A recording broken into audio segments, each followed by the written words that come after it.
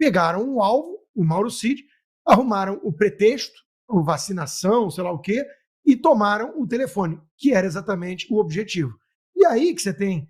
Nesta segunda-feira, dia 6 de maio, próxima segunda-feira, teremos aqui no Bradock Show a participação do jornalista Guilherme Fiuza. Estará com a gente aqui no Bradock Show pela primeira vez o Fiuza, escritor, roteirista, jornalista, uma figura sensacional. E vai ser ótimo, vai ser um reencontro entre mim, Constantino e Fiuza, que a gente não faz live, né, nós três juntos, desde, se não me engano, a segunda temporada do 4x4 lá em 2022. Então, estaremos aqui na segunda-feira, dia 6 de maio, Constantino, Rodrigo Constantino, Guilherme Fiuza e eu, e vocês que estão aí não podem perder.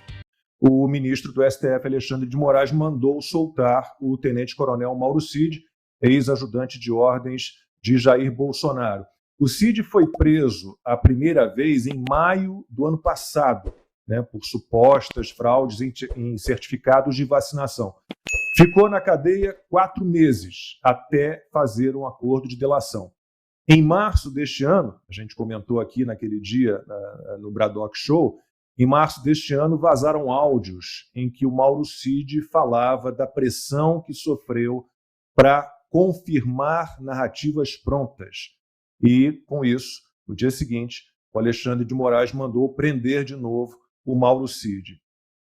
Consta, temos várias questões nisso tudo.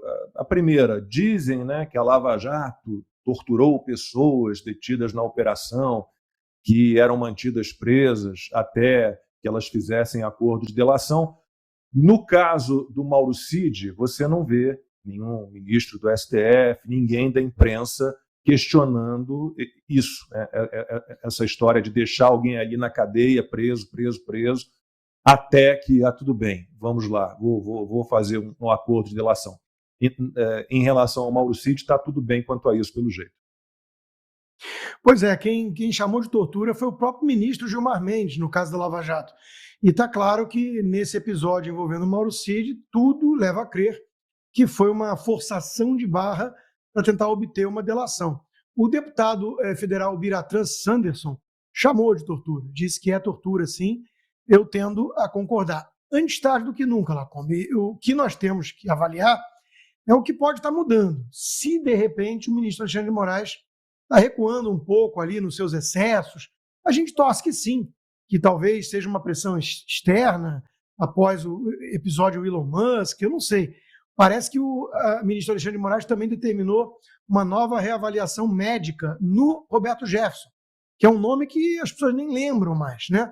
Nós temos alguns presos no país que, cá entre nós, parecem presos políticos. É o caso do Daniel Silveira, é o caso do Felipe Martins, que já deu todas as provas de que não vai ter nenhuma delação, porque ele disse que não tem o que delatar, e contratou o advogado Sebastião Coelho, que é uma das vozes mais críticas à postura do atual STF e especialmente do ministro Alexandre. Então não vai ter acordo. Então, manter o Felipe Martins numa prisão indevida por conta de uma viagem que ele não fez. O ônus da prova cabe a quem, afinal? Então, tudo isso é muito estranho. O Brasil vive um estado de exceção. E a gente precisa tentar resgatar o mínimo de normalidade, de Estado de Direito, onde tem uma previsibilidade nas regras do jogo, nas leis, né?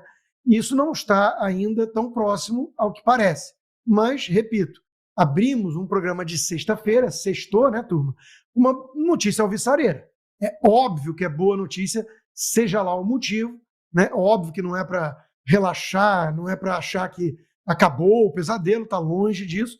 Tem jornalista ainda sob censura, com contas bancárias congeladas, passaporte retido, né, cancelado. Tem muita coisa que tem que acontecer para a gente caminhar na direção de uma volta à normalidade.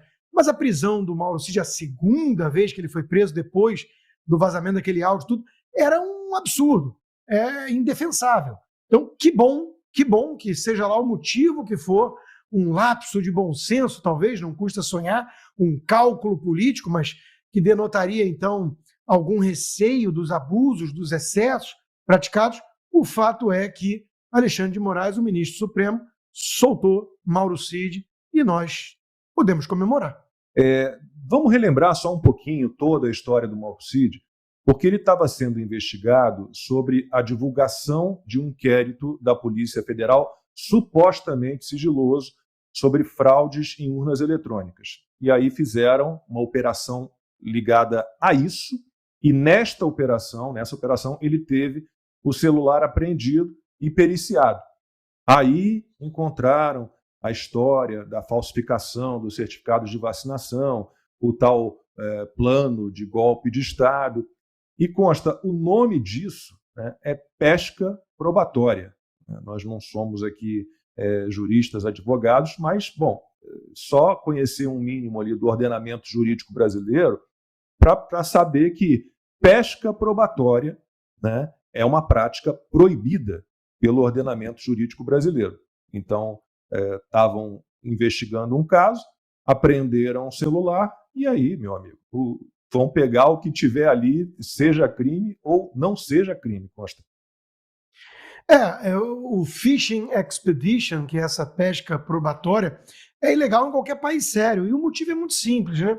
A gente fala em república, res pública, coisa pública, onde deveria haver uma isonomia das leis, as regras do jogo valem para todo mundo da mesma maneira, igualdade perante o Estado e por aí vai.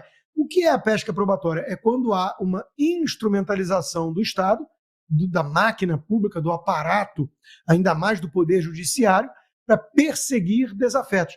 Então, é aquela história que remete ao regime soviético. Me dê a pessoa e eu te entrego um criminoso. Né? Era o que dizia, se não me engano, o Beria, um deles lá. Hoje, tem até deputada no Brasil, Sâmia Bonfim, enaltecendo o Lenin, né, que era um psicopata assassino. Mas fiquem tranquilos que o comunismo não existe mais, isso é coisa de paranoico da extrema-direita. Né? Mas voltando, em democracias, em repúblicas, né, isso não pode acontecer. Você não pode escolher o alvo e ir atrás cavucando para ver se encontra algum crime. Isso não existe. Isso é exatamente o que faz a pesca probatória. Pegaram um alvo, o Mauro Cid, arrumaram o pretexto, a vacinação, sei lá o quê, e tomaram o telefone, que era exatamente o objetivo. E aí que você tem o telefone, você tem a quebra de sigilo total. E é importante destacar aqui, Lacombe, que eu vejo alguns comentários, às vezes até de colegas liberais, muito ingênuos, que dizem assim, quem não deve, não teme. Isso é um argumento bobo, porque primeiro ignora o abuso de poder, o arbítrio, e por aí vai. Em segundo lugar, ignora a luta de mais de 2 séculos dos liberais clássicos em preservar o indivíduo do Estado. Quem queria panóptico para o indivíduo estar numa redoma de vidro onde o Estado, com o seu Big Brother, o seu olho que tudo observa, acompanha tudo nos mínimos detalhes, são os estatizantes. São aqueles que desprezam por completo as liberdades básicas dos indivíduos. Numa democracia, é o contrário. A gente quer preservar o indivíduo e o ônus da prova cabe a quem acusa. Né? Você que tem que encontrar algum indício, alguma prova para ir atrás de um cidadão, para ir atrás de um indivíduo. Você não pode pegar o bel prazer o indivíduo e falar, agora eu vou fazer uma devassa nas suas contas bancárias, na sua vida, eu vou botar uma escuta na sua casa, me dá o telefone que eu vou ver se eu encontro alguma coisa. E ainda vim com o argumento de que quem não deve, não teme. Isso é uma distopia totalitária. Isso é assustador. Então, não é por aí o caminho. Nós temos, repito, que resgatar o Estado de Direito. E o caso do Mauro Cid exala por todo canto o cheiro de perseguição política, de tortura, de pesca probatória, de instrumentalização do Estado para ir atrás de alguém muito próximo do Bolsonaro, tentar achar alguma coisa que denuncie ou denigre a imagem do ex-presidente para poder persegui-lo ainda mais. Né? Deputado, estamos aqui falando da soltura do tenente-coronel Mauro Cid. Constantino citou lá no início, o deputado Mário Frias citou agora também na primeira participação dele.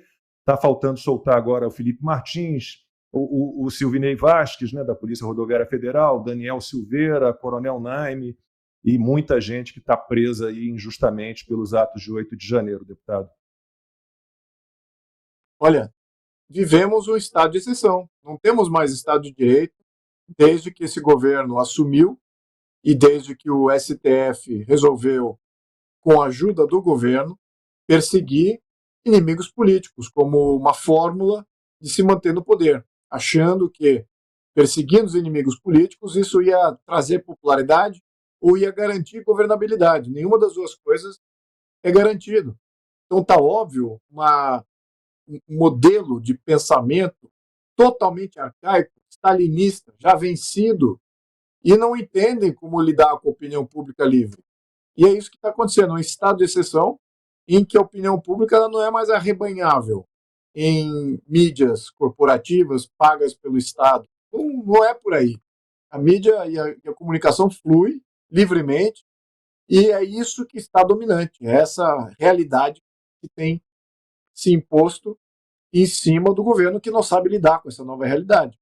Então, o que estamos vendo, esse é o primeiro ponto. O segundo ponto é que alegro muito que o STF está começando a cair em si, em termos de o que eles têm feito, né, no último ano e meio. Se bem que isso já tem precedentes anteriores, até durante o Bolsonaro já existia um preâmbulo de perseguição, já alguns jornalistas já foram perseguidos, o próprio Constantino que está aqui, Alan dos Santos, Eustáquio e vários outros. Então, você tem aí já um estado de exceção paralelo que agora, a partir deste governo, assume em plenitude os seus poderes. E digo que assume em plenitude os seus poderes, ou seja, ele já tinha esse poder, agora ele está exercendo esse poder mais livremente. E a grande questão para todos nós é o seguinte: se eles voltarem atrás, falarem assim, olha, vamos libertar todo mundo, erramos, eu espero que eles façam o mais rápido possível. Mas a questão é, teremos um Estado de Direito à medida que eles façam essa contemporização, que eles façam essa devolução, essa meia-culpa meio que silenciosa? Claro que não. É óbvio que não. Eles não vão abrir mão desse poder totalitário que eles têm, que eles podem exercer a qualquer momento. E lembrando, eles vão estar aí, na média, por mais 20, 30, alguns até 40 anos. Algumas décadas.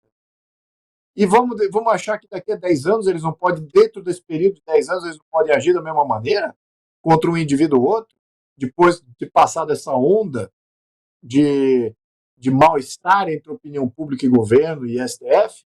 Tudo passa na vida, nós sabemos disso. Então, no segundo momento, eles podem muito bem voltar a exercer essa tirania tal qual eles estão exercendo hoje. Então, o que isso sinaliza? Isso sinaliza que nós não podemos viver na arbitrariedade de punição e também nós não podemos viver da arbitrariedade de bondade. Nós não podemos ter poder arbitrário. E é isso que é o STF. Precisamos de uma reforma do judiciário. Vários parlamentares assinaram, 100 deputados assinaram. Precisamos de 170, 180 aí para ficar tranquilos, para a gente, no mínimo, começar a debater, não é nem o teor da proposta, mas começar a debater a função do nosso judiciário, o poder totalitário que ele se assumiu, e se é isso que queremos, entregar todo o poder. Até agora estão falando de ter poder orçamentário. Aí realmente é o prego no caixão de todos os parlamentares, né? Mas enfim, então, mais uma vez, aproveito o momento aqui, peço a todos que estão nos assistindo, contate o seu deputado. Temos aí 400 deputados que não assinaram ainda a reforma do judiciário. Precisamos reformar o judiciário para termos um país. Obrigado. Vocês não podem perder o Bradock Show de segunda a sexta-feira, de 8 da noite, horário de Brasília, até às 9h30, com Rodrigo Constantino, Fabiana Barroso e sempre comentaristas convidados muito especiais. A gente aguarda vocês sempre aqui no nosso canal.